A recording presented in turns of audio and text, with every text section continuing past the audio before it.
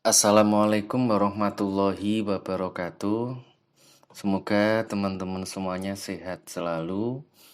Jangan lupa reviewnya itu ditulis di komentar YouTube dan juga dikirim ke PJ dan saya.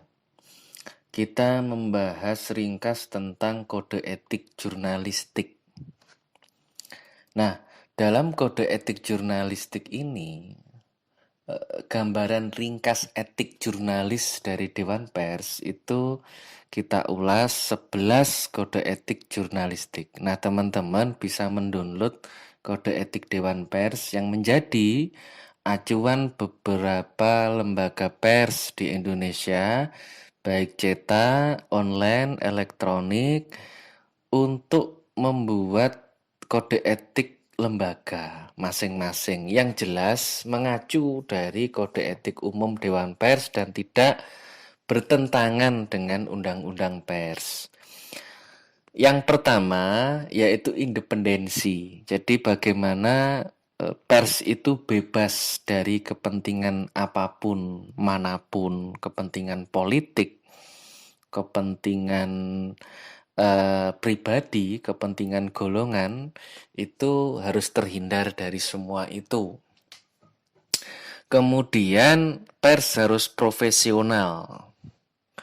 Pers tidak memihak. Kemudian uji informasi. Jadi kadang kita pernah dicontohkan tuh terjadi penembakan korban atas nama A, ya kan?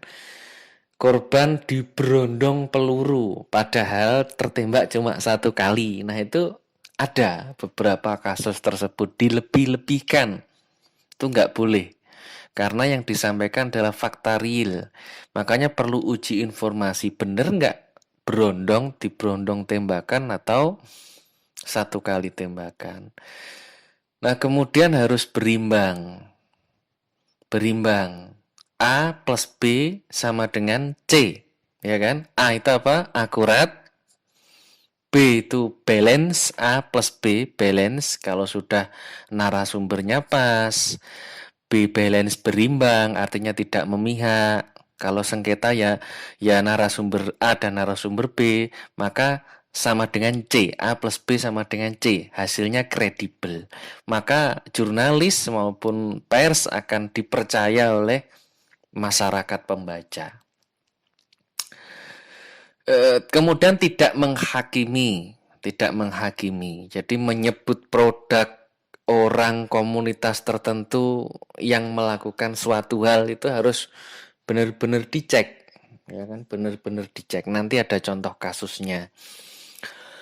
Bukan bohong, fitnah ataupun sifatnya sadis, menjaga identitas. Jadi narasumber itu identitasnya dijaga. Saksi korban dalam kasus-kasus tertentu seperti seksual dan anak di bawah umur, anak itu harus kemudian benar-benar dijaga identitasnya. Tidak menyalahgunakan profesi, ya. Jadi tidak melakukan pungutan liar atau menerima amplop bingkisan. Itu tidak boleh. Hak tolak off the record, ya kan, yang harus dirahasiakan. Menolak, ya kan, menolak untuk diwawancarai ataupun menolak untuk menyebutkan identitas dari narasumber dan lain-lain karena sudah komitmen bersama.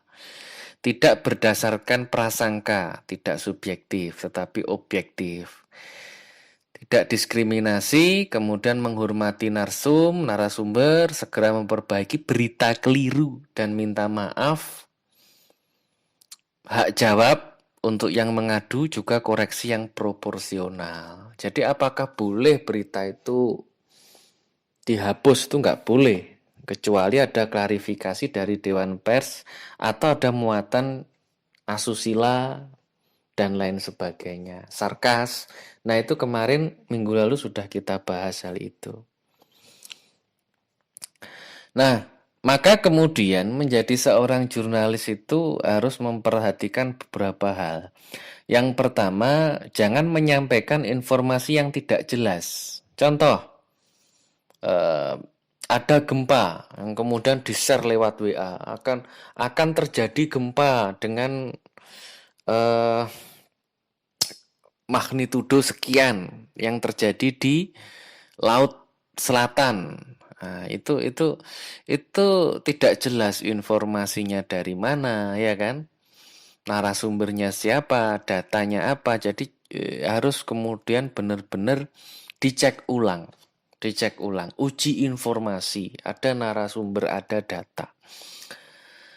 Yang kedua, contohnya nih, siswa bernama Mail dan Dede digerebek pesta narkoba. Nah, yang nggak boleh itu identitas, ya kan? Identitas korban pelaku di bawah umur. Itu harus dirahasiakan, termasuk korban seksual dewasa, itu juga harus dirahasiakan. Yang ketiga, identitas wartawan, itu harus kemudian benar-benar diperhatikan. Kecuali berita investigasi, ya kan? Investigasi yang menyangkut kriminal. Nah, itu wartawan harus menjaga identitas agar personalitinya itu merasa aman. Jadi tidak menerima ancaman, teror, bahkan kekerasan fisik. Dalam bertanya pun model investigatif news itu harus benar-benar diperhatikan. Tidak hanya strict juga ya, tidak hanya informasi yang deskriptif news, itu in-depth news itu harus juga tetap memperhatikan susunan pertanyaan yang dibuat, didesain agar narasumber itu nyaman dalam memberikan jawaban. Saya kira banyak juga ada beberapa jurnalis narasumber yang tidak merasa nyaman jika diwawancara oleh Najwa Shihab atau Aiman. Ya lihatlah gaya bicara mereka, ya kan. Ada yang menyebutkan bahwa menabrak pagar. Jadi seolah-olah itu bukan pertanyaan, klarifikasi, tetapi kayak interogasi yang dilakukan. Sehingga kadang ada yang emosi, ada yang tidak mau menjawab. Nah, itu cerdas-cerdasnya kita untuk kemudian memanage semua itu agar narasumber nyaman dan membuka data dan juga fakta. Nah, ini teman-teman nanti sebagai jurnalis ya kira-kira sebutkan tuh idolanya siapa. Jadi idola jurnalis sekarang ini siapa? Apa Boy F. Noya, ya kan?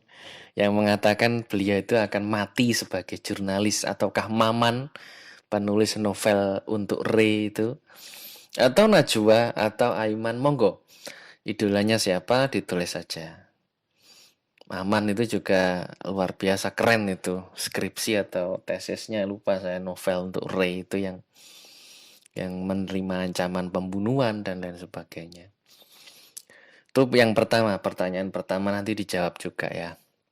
Nomor 5, jurnalis harus bersifat netral dan mendengarkan semua pihak yang terlibat kasus. Contoh perebutan tanah lahan perkebunan. Itu ya harus kedua pihak harus didengarkan dan menjadi bahan data dan informasi agar apa? ABC tadi, akurat, balance, akhirnya kredibel. Yang keenam, tidak mempertontonkan hal yang tidak baik seperti berkata kasar, merokok, minum alkohol, tidak memakai helm. Ini contoh yang nggak baik karena narasumber kan juga nggak ngerokok semuanya juga. Ruangannya kan juga, ya kan, kita harus memperhatikan ruangan, bahkan pakaian kita itu juga harus diperhatikan. Sehingga sopan, nyaman, ya kan, sesuai. Jurnalis mengedepankan informasi, edukasi, kontrol sosial, hiburan, tidak melakukan pemerasan juga. Hiburan ini kaitan agar nyaman ya. Vonis penghakiman ini bukan vonis penghakiman pemberitaannya. Seperti kasus liputan perjudian, jadi digerebek kamu nanti nggak saya, kamu ini kena pasal ini, pasal-pasal ini, kamu nanti nggak saya laporkan ke polisi asal membayar sekian juta atau sekian ratus ribu. Nah, itu tidak boleh. Jadi wartawan itu tidak boleh melakukan pemerasan. Itu yang harus kemudian dikedepankan. Ada edukasi juga bagi seorang jurnalis. Nah, contoh kasusnya ini, Dewan Pers mengklarifikasi Tempo tanggal 10-16 Juni pada saat setelah Pilpres ini. Kasusnya pemberitaan Tempo setelah Pilpres yang memberitakan tim Mawar. Pemberitaan tentang tim Mawar oleh Tempo ini kemudian diadukan oleh komandan tim Mawar saat itu, Kairawan, ke Dewan Pers. Kemudian Dewan Pers memanggil tim redaksi dan pelapor untuk mediasi. Jadi Kairawan, tim redaksi, Dewan Pers hadir untuk mediasi. Nah, ini menyimpulkan bahwa itu ya memang karya jurnalistik, memenuhi azas jurnalistik dalam berita investigasinya Tempo. Karena datanya lengkap, ada transkrip percakapan, ada rekaman. Siapa yang diwawancara itu? Yang diwawancari Pak Oka. Pak Oka itu salah satu anggota tim Mawar, ya kan? Yang mengatakan bahwa ya tim Mawar terlibat saat terjadi demo kerusuhan setelah Pilpres. Tetapi datanya itu kurang kuat, sehingga memenuhi karya jurnalistik tetapi melanggar etika jurnalistik dalam hal apa? Penyebutan tim Mawar karena tidak disertai data yang memadai, sehingga ini melanggar pasal 3 kode etik jurnalistik, ya kan? Memuat opini yang menghakimi. Nah, itu sehingga kemudian Dewan Pers meminta redaksi untuk meminta maaf dan memberi ruang bagi pengadu untuk memberikan hak jawab. Nah, itu. Nah, sampai saat itu apakah kemudian terkena ganti rugi dari denda, Tempo terkena denda. Nah, itu informasinya belum sejauh itu saya tangkap. Belum sejauh itu, tapi itu yang harus kemudian teman-teman perhatikan. Karena informasinya kan Kairawan bersama beberapa tim Mawar itu tetap membawa ke meja hukum karena ada unsur fitnah dan pencemaran nama baik. Nah, kasus yang lain bukan kasus sih, seperti framing ya, framing pemberitaan. Apakah boleh?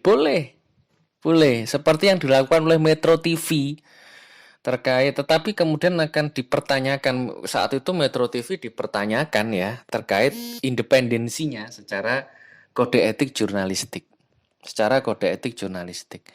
Jadi yang diberitakan pada saat demo 212 itu hanya ada 50.000 pendemo yang ada di patung kuda, dan itu dikuatkan dengan visualisasi drone. Padahal kalau keseluruhan itu ratusan ribu yang hadir saat itu, bahkan jutaan. Karena ada di Monas, ada di HI, ya kan? Ada di Bundaran HI, dan di jalan itu luar biasa luas.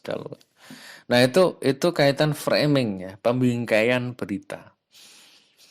Nah, seolah-olah cuma 50.000 di patung kuda, padahal sebenarnya luas tuh. Kalau TV One itu saat itu kayaknya TV One penuh tuh, semuanya diliput.